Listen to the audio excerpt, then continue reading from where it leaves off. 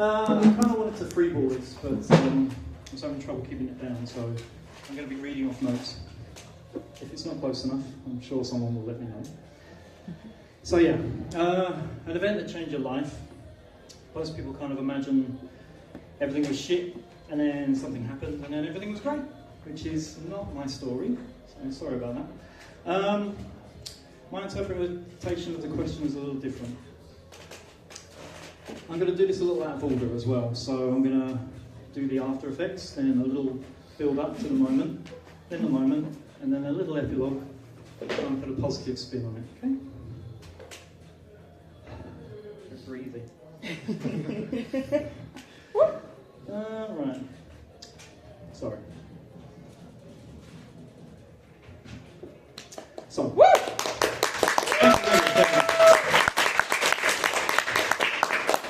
Okay, I've got to talk. So I did not have the best life. I didn't have the worst, but I had a lot of challenges. I had periods in my life that I refer to as my dark periods. So, for example, well, I was a liar. I was in a 6-year relationship with a woman who was controlling, jealous, paranoid, possessive.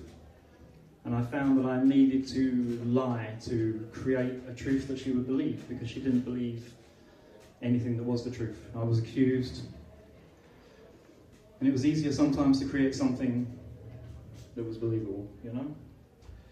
But it becomes a habit, and then it becomes instinct, and then it's more than just her. And I lost a lot of good friends, and I hurt people I loved and care about. Depression.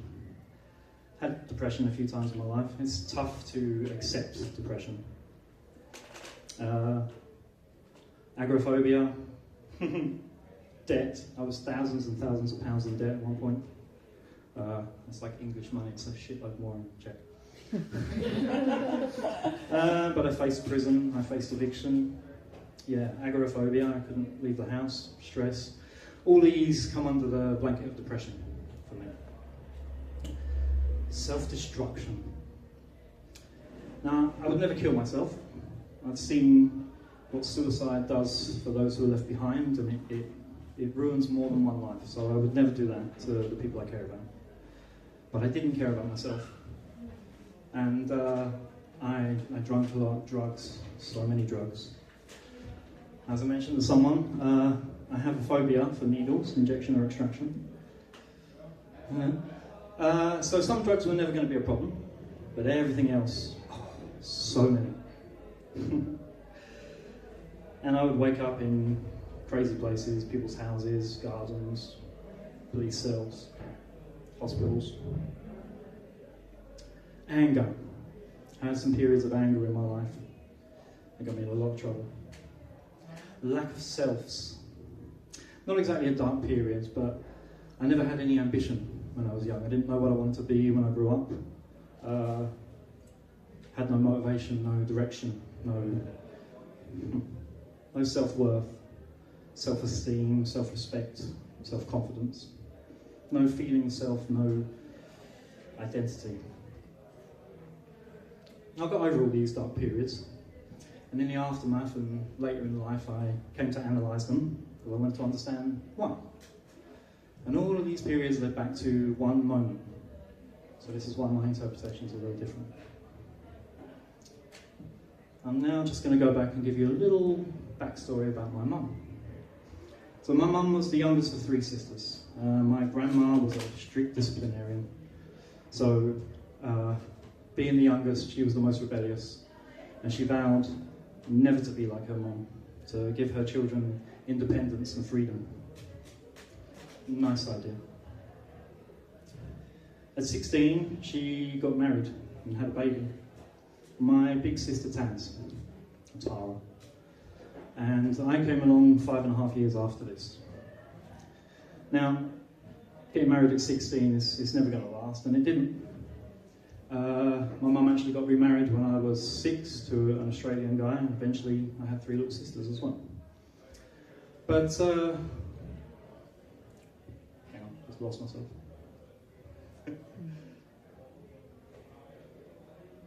Yeah. Yeah, so it didn't seem so strange to not have a dad growing up. A lot of my friends didn't have dads, so I didn't question it. I knew what he looked like, I'd seen pictures, I knew his name. But I was a mummy's boy, and I love my mum, so it never bothered me. When I was 8, my big sister was 13, a teenager in the 80s. Great time to be a teenager. But she had cool friends, and I was just the annoying little brother, so at that point we didn't really get on so well. And then one day, my big sister said to me, let's go swimming. I'm like, my big sister wants to take me swimming? This hasn't happened for a long time. Yeah, sure, let's get the bus. And she said, no, we'll walk. It's about 2 miles. Fucking metrics, it's about 3 kilometres. Okay? So we start walking. And she tells me she has something she wants to say to me, so, okay. And she says, we don't have the same dad. I was good at maths, but not biology at 8. And I didn't realise that I needed to do the maths to figure out that my dad left 4 years before I was born. So, stupid. And my sister told me, my mum told her the night before, I was the product of a very brief relationship with a biker. My mum was hung out with rockers and bikers. They were very anti-establishment, anarchic. They used nicknames and aliases. They didn't ever use their second name. So the vague information I got from my undoubtedly shocked 13-year-old sister was vague. And I was never likely to get much more. So, now statistically, there are probably people in this room who never knew at least one of their parents as well. You know, it happens. But what can happen is it really kind of messes with your sense of identity. I knew who my mum was. I knew what traits I got from her, but to find out I didn't know and would probably never know my real dad, it hurt. And I felt lost and incomplete. Hang on, one sec. Yeah, over the years it went from dominating my thoughts to denial and back, and but I could have the dream. I could have the dream that all you bi-parent people can't have. I could dream that one day my dad was going to turn up on the door, apologetic, wanting to be a part of my life, rich.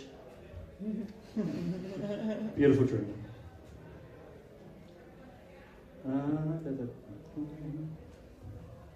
Sorry. I never confronted my mum about it. Like, her telling me the truth would be an admittance of the lies, and I didn't want to deal with that. They always had a plan to move to Australia because my stepdad was an Aussie. So when I was 15, my stepdad went to Australia to get a job and start a house and build a life. And my mum and my sisters would follow later. We were going to follow later. But in England, at the time, if you're 16, you officially count as an adult, so you don't have to do what your parents tell you to anymore. So when the time came, I told my mum that I would stay. Alone at 16. And there was some bureaucratic bullshit, and my mum had to stay for an extra month to sort out a load of crap. So my little sisters had an airplane appointed guardian, and they left. And the day my sisters left, my little sisters, I cried more than I've ever cried in my life, before or since. But a month later, when my mum went, I didn't cry at all. I regarded it no different than her just going to the shops. I mean, I love her. I told her I loved her. But there were no tears. Oh, yeah. Just before she left, she told me she wanted to tell me something. I knew what it was.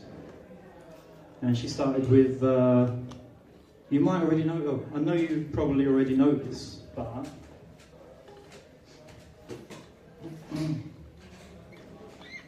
I didn't want to hear it, I just glazed over, I stared into space. When she finished, I said okay, and I walked away. I didn't want to give her that cathartic moment that she probably wanted.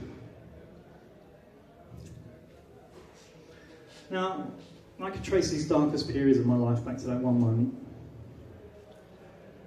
I can't let my mum take all the blame. I was an adult for all those things, and I made my decisions. I made bad decisions, I know I did. And sometimes I deliberately made bad decisions, knowing what the consequences would be. And you can argue that events affected my ability to make those decisions, but no, some of them were mine, and I own them.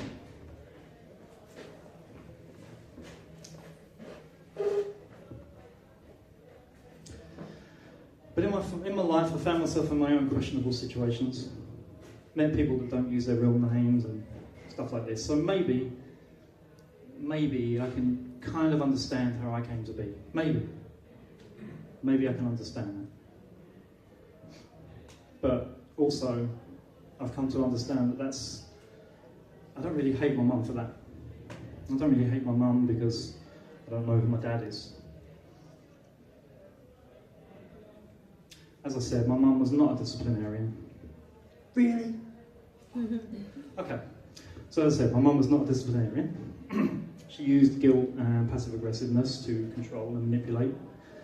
So what I really hate is the fact that she used my 13-year-old sister to tell her 8-year-old son the truth that she should have told.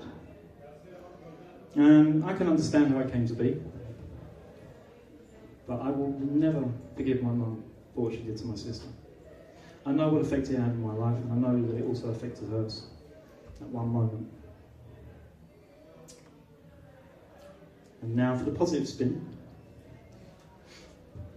All these dark periods of my life, I overcame them. I survived, and I'm stronger for them. I mean, I'm not going to send her like a thank you card or anything, you know, but because of those trials, I'm a better man. I'm a better parent. I'm brutally honest.